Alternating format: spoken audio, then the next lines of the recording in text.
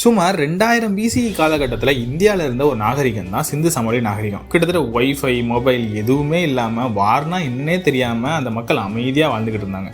அந்த ஒரு நாள் வர வரைக்கும். Wow! Now we're not there. வீரர்களே, போறோம் பார்க்கிறோம் தூக்குறோம். Come on. இப்படி தான் இந்திய வரலாற்றில் ஒரு குழப்பமான டிபேட் ஆரம்பிச்சுது. த ஆரியன் இன்வேஷன். இந்த டாப்பிக்கை பொறுத்தவரை நம்ம ஹிஸ்ட்ரி புக்கில் ஆரம்பித்து பல தொழிலாளர்கள் வரைக்கும் இப்போ வரைக்கும் ஒவ்வொருத்தரும் ஒரு கருத்தை முன்வைக்கிறாங்க. இது ஆரியன் இன்வேஷன் தான். இல்லையில்லை, இது ஆரியன் மைக்ரேஷன். Meanwhile, Aryans. எப்பா நான் கோதுமையும் பால் வாங்குறதுக்கு இந்த பக்கம் வந்தேன்ப்பா. ஸோ வாங்க இதை பற்றி டீட்டெயிலாக பார்ப்போம்.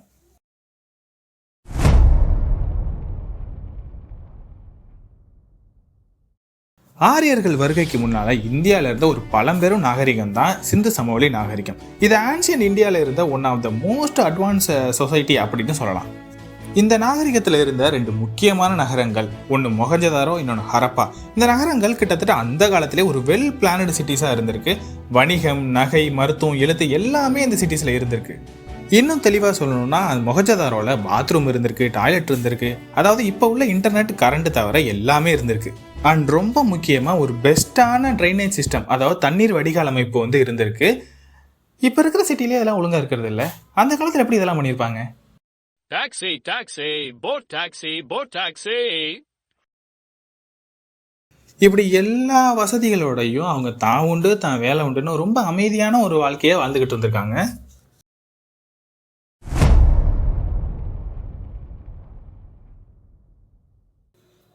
ஆரியர்களை இந்தோ ஆரியன்ஸ் அப்படின்னு சொல்லுவாங்க.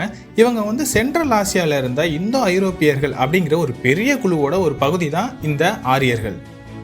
பண்டைய வேத புத்தகங்களில் ஆரிய அப்படிங்கிற ஒரு வார்த்தை வரும். அந்த வார்த்தையோட அர்த்தம் என்னன்னா, ஒரு இனமோ ஒரு ஜாதியோ கிடையாது, அதோட அர்த்தம் நல்லவன், நாகரிகமானவன் அப்படிங்கிறது தான் அர்த்தம் அப்படின்னு சொல்லி ஒரு சில தொழிலாளர்கள் சொல்கிறாங்க.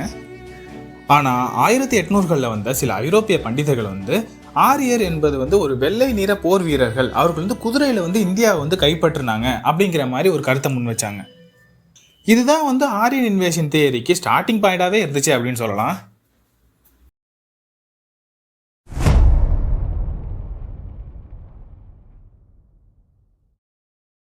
நம்ம எல்லாருக்கும் தோணலாம், அந்த காலத்தில் இன்டர்நெட் இல்லாமல், கூகுள் மேப் இல்லாமல் இவ்வளோ தூரம் அவங்க ட்ராவல் பண்ணியிருக்காங்களே அப்படின்னு தோணும். ஆனால் என்னை பொறுத்த வரைக்கும் கூகுள் மேப் இல்லாததுனால தான் அவங்க கரெக்டாக ட்ராவல் பண்ணியிருக்காங்க. ஒருவேளை கூகுள் மேப் அந்த காலத்தில் இருந்திருந்தா கண்டிப்பாக இந்த டிபேட்டுக்கு இன்றைக்கி வேலையே இருந்திருக்காது. ஏதாவது ஒரு வழி முட்டு சந்தா இருந்தா பிரச்சனை இல்லை, காட்டுற எல்லா வழியும் முட்டு சந்தா இருந்தா எப்படி?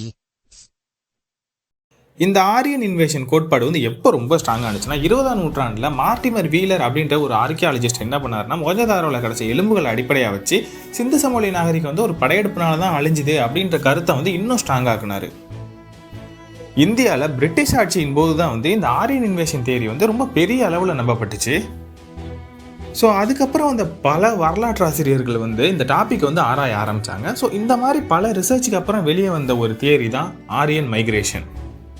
ஸோ இந்த ஆரியன் மைக்ரேஷன் தியரியில் என்ன சொல்கிறாங்க அப்படின்னா, ஆரியர்கள் இந்தியாவுக்கு வந்தது உண்மைதான். ஆனால் அவங்க போர் எதுவும் பண்ணலை. அவங்க கலை, மொழி, குதிரை தொழில்நுட்பத்தோடு உள்ளூர் ஹரப்பா மக்களோட கொஞ்சம் கொஞ்சமாக கலந்துருக்காங்க.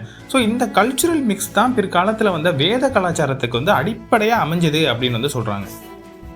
ஸோ இவங்க ஸ்ட்ராங்காக சொல்கிறது என்ன அப்படின்னா, நடந்தது ஆரியன் இன்வேஷன் கிடையாது, ஆரியன் மைக்ரேஷன் அப்படின்னு.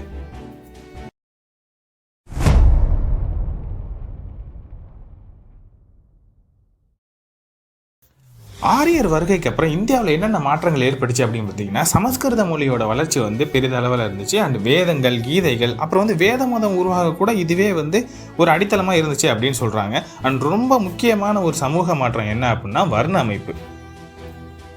இந்த வர்ண அமைப்பு பற்றி சொல்லணும்னா, இது முதல்ல குலம் அல்லது ஜாதியின் அடிப்படையில் இல்லை, இது தொழில் மற்றும் கடமை அடிப்படையில் தான் இருந்தது. அதாவது ஆரம்ப காலகட்டத்தில் இது வந்து ஒரு கேஸ்ட் சிஸ்டமாக வந்து இல்லை, ஒரு வேலையின் அடிப்படையிலான ஒரு அமைப்பாக தான் இருந்திருக்கு. ஸோ இப்படி திறமை மற்றும் வேலையின் அடிப்படையில் இருந்த இந்த சிஸ்டம் காலப்போக்கில் பிறப்பு அடிப்படையாக மாறி ஜாதி குலம் போன்ற விஷயங்கள் வந்து உருவானுச்சு.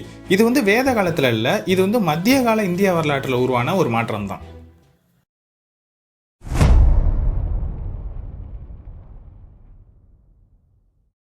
என்னதான் இவ்வளோ பேர் ஆராய்ச்சி பண்ணாலும் இன்னைக்கு வரைக்கும் இந்த டிபேட் வந்து நடந்துகிட்டே தான் இருக்குது. ஒரு சில பேர் வந்து இது ஆரியன் இன்வென்ஷன் அப்படின்னும், வேறு சில பேர் வந்து இது ஆரியன் மைக்ரேஷன் அப்படின்னு சொல்லிட்டு இருக்காங்க.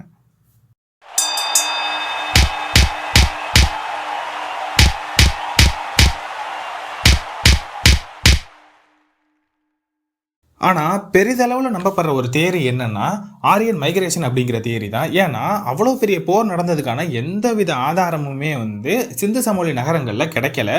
ஸோ நிறைய எலும்புக்கூடுகளோ இல்லை வேற எதுவும் ஆயுதங்களோ அந்த மாதிரி எதுவுமே கிடைக்கல. ஸோ ஆரியன் மைக்ரேஷன் அப்படின்ற தியரி தான் வந்து நிறைய பேரால் நம்பப்பட்டுக்கிட்டு இருக்கு. ஸோ இதிலிருந்து நம்மளுக்கு என்ன தெரியுதுன்னா ஆரியர் வருகை அப்படிங்கிறது நடந்திருக்கு, அவங்க இந்தியாவுக்கு வந்திருக்காங்க, அண்ட் இங்கே ஒரு கல்ச்சுரல் மிக்ஸும் நடந்திருக்கு. ஸோ நீங்கள் என்ன நினைக்கிறீங்க காய்ஸ்? நடந்தது ஆரியன் இன்வேஷனா அல்லது ஆரியன் மைக்ரேஷனா? உங்களோட தாட்ஸை கமெண்ட் பண்ணுங்கள். அண்ட் மறக்காமல் இது மாதிரி வேறு ஏதாவது டாபிக் பற்றி நான் பேசணும் அப்படின்னாலும் அதையும் கமெண்ட் பண்ணுங்கள். நாங்கள் ஒன்றும் நினைக்கல, நீ ஆள விடு. அப்புறம் ரொம்ப ரொம்ப ரொம்ப முக்கியமாக மறக்காமல் சப்ஸ்கிரைப் பண்ணிடுங்க. மீண்டும் ஒரு சூப்பரான வீடியோவில் உங்களை வந்து பார்க்குறேன். அது வரைக்கும் பாய் அண்ட் டேக் கேர்.